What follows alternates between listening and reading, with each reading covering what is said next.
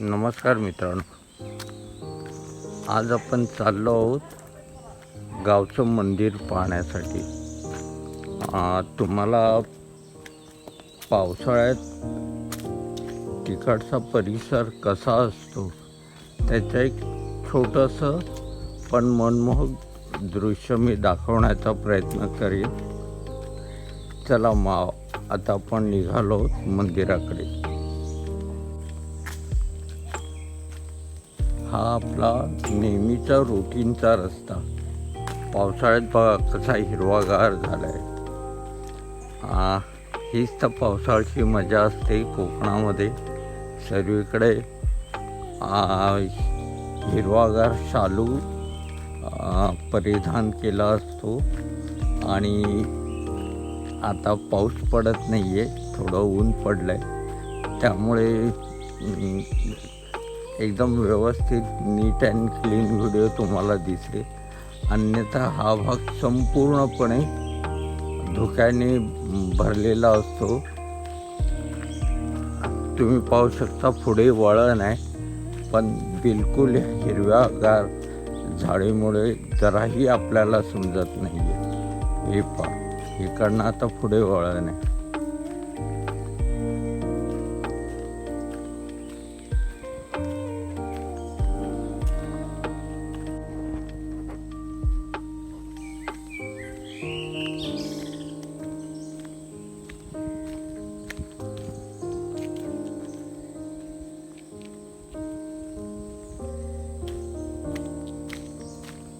आणि ह्या पुढच्या वळणानंतर आपण जाणार आहोत मुख्य रस्त्यावरती. मग तिथून 5 ते 7 मिनटाच्या चालल्यानंतर आपल्याला आपलं गावचं मंदिर दिसेल. आता आपण गावच्या मुख्य रस्त्यावरती आलो आहोत आणि जी समोर तुम्हाला वास्तू दिसते तो आहे आमचा गावंदरवाडीचा बस स्टॉप. तुम्ही पाहू शकता चारी बाजूला सुंदर झाडी आहे आणि हाच पावसाळ्याचा कोकणातला साज जो नेहमीच मनाला मनमोहून घेतो.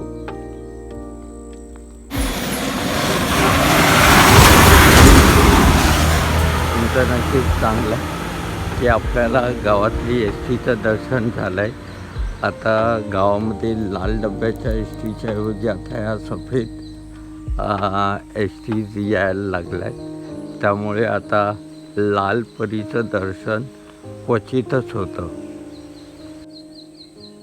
तुम्ही पाहू शकता चहूबाजूचा परिसर किती सुंदर आहे आणि तेवढाच मनमोहक. हा समोरचा डोंगर दिसतो ते गांगरई गाव, ज्याला दोनवेल आणि गांगरई ही गावं आहेत.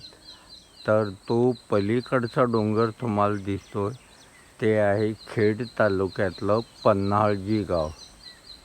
म्हणजे पन्हाळजी तालुका जो गाव आहे ते आहे. तुम्ही पाहू शकता वरती पाऊसही भरला आहे. तर भिजायच्या आधी आपण पटकन देवळाला भेट देऊन येऊया.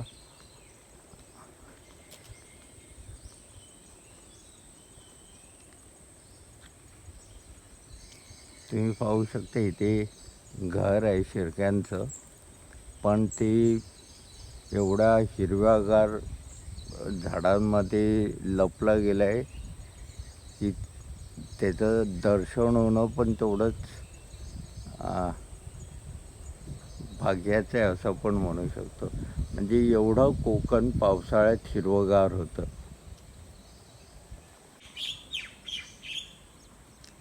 नमस्कार मित्रांनो, तुम्ही जर ह्या झाडाला ओळखत असाल तर प्लीज कमेंटमध्ये ह्या झाडाचं नाव नक्की सांगा, कारण मलाही माहीत नाही ह्या झाडाला काय म्हणतात ते. तुम्ही पाहू शकता ताडासारखं झाड आहे, त्याला खूप सारे फळं लागली आहेत.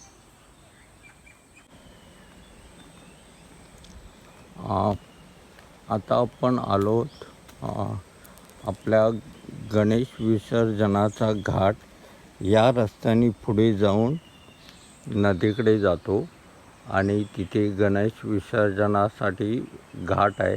याचा अपडेट मी तुम्हाला पुढच्या व्हिडिओत देण्याचा प्रयत्न करेन, कारण ह्या अपडेटसाठी मी बी माझ्या वाडीतले सगळेजण उत्सुक असतील.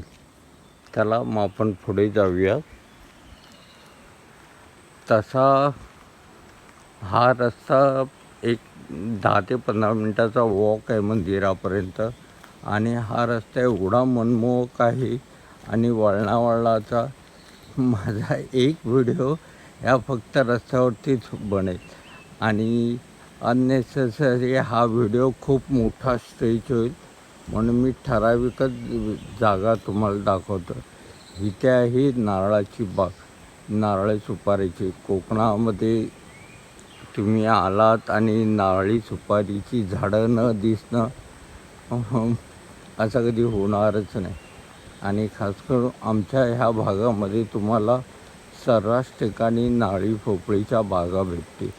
असं जास्त प्रमाणात नसतील, पण सर्रास हौशी बागायतदारांनी आपल्या स्वतःच्या बागा चांगल्या प्रकारे मेंटेन करून ठेवल्या.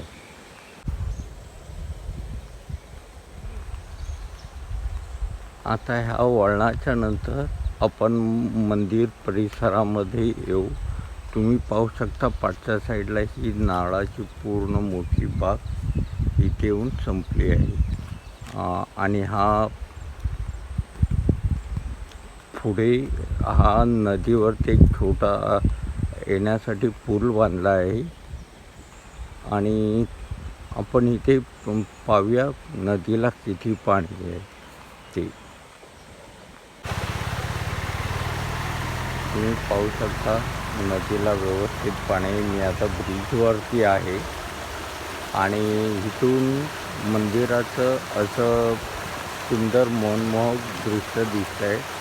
नदीच्या वरच्या साईडला मंदिर आणि ह्या साईडला ही लाल रंगाची आपल्याला इमारत दिसते, ती आहे देवाची शाळा. चला मग आपण इथून आता पुढे जाऊया आणि मंदिराच्या परिसरातच आपण भेटूया.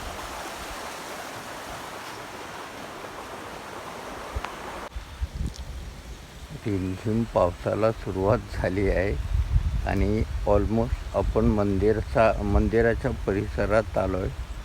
तुम्ही पाहू शकता की मंदिर किती गर्द झाडीमध्ये तिच्या स्वतःच्या वनराई. हा जो डाव्या बाजूला जो डोंगर दिसतोय ती आहे मंदिराची वनराई, देवराई. ओके. आणि ही आहे सहाण. हे मध्ये सभागृह आणि हे देवालय. तर चला आपण तिकडेच जाऊया. पावसाला पण सुरुवात झाली आहे. तर मित्र, आता आपण मंदिरात चाललो आहोत.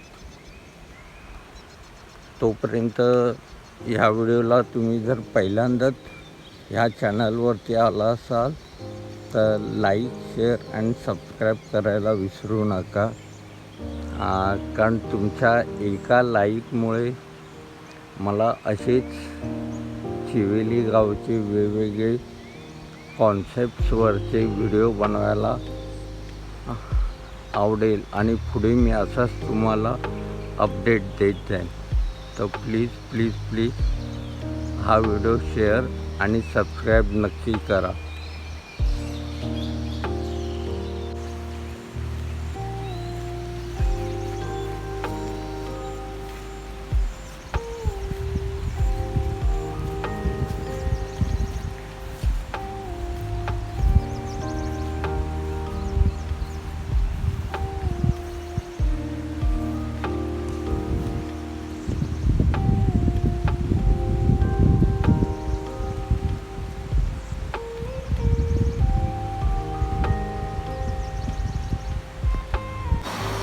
नमस्कार मित्रांनो, आता आपण मंदिराच्या प्रांगणात आलो आहोत आणि तुम्ही पाहू शकता मी आता मंदिरासमोरच्या नदीच्या ब्रिजवरती उभा आहे. तुम्हाला नदीचं सुंदर असं दर्शन मी तुम्हाला दाखवतोय. पाहू शकता. इथे आता गणपती सगळे येतील तर इथे पोहण्याचा खूप चांगल्या प्रकारे पोहणं म्हणण्यापेक्षा डुबण्याचा मनमोहक आनंद लुटतील सर्व जे पण गणपतीमध्ये गावाला मुंबईकर येतील ते.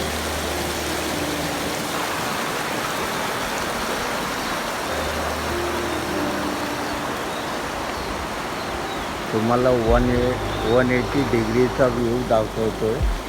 पाहू शकता किती मनमोहक आणि सुंदर वातावरण. चला मग आता आपण देवळात जाऊन दर्शन घेऊया. आतमध्ये मी व्हिडिओ बनवणार नाही.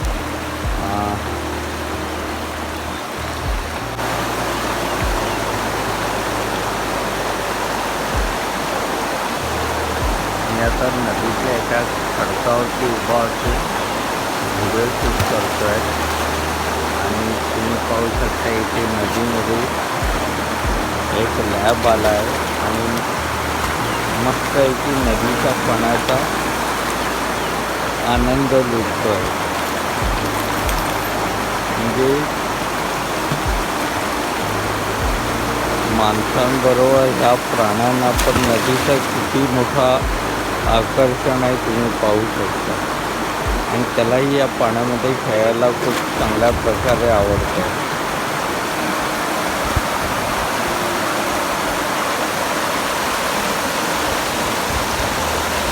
हा इथे छोटासा बंधारा बांधला आहे पाणी अडवण्यासाठी. आणि तिथे चांगल्या प्रकारे बंधाऱ्याच्या खालती चांगल्या प्रकारे 4 फूट पाणी असू शकते अंदाज आहे. वरती बंधाऱ्याच्या वरती पाणी नाही आहे कारण तो सगळा मातीने गाळ भरलेला आहे. पण गणपतीमध्ये सर्रास गणपती विसर्जनानंतर किंवा त्यावेळेला गावातली सगळी मुलं इथे अंघोळ करण्याचा आणि पाण्यामध्ये मनमुराद पोहण्याचा अनुभव येतात.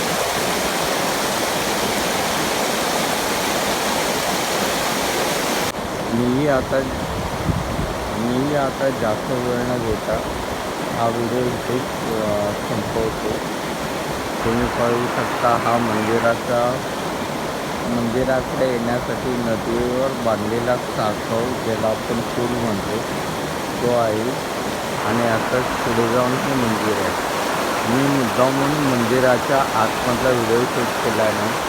माझी इच्छा आहे की प्रत्येकाने स्वतःहून मंदिरामध्ये देवीचं दर्शन घ्यावं. कारण मी व्हिडिओ शूट करून तुम्हाला देवीचं दर्शन देण्यापेक्षा तो आनंद प्रत्येकाने स्वतःहून येऊन इथे अनुभवावा एवढीच इच्छा आहे.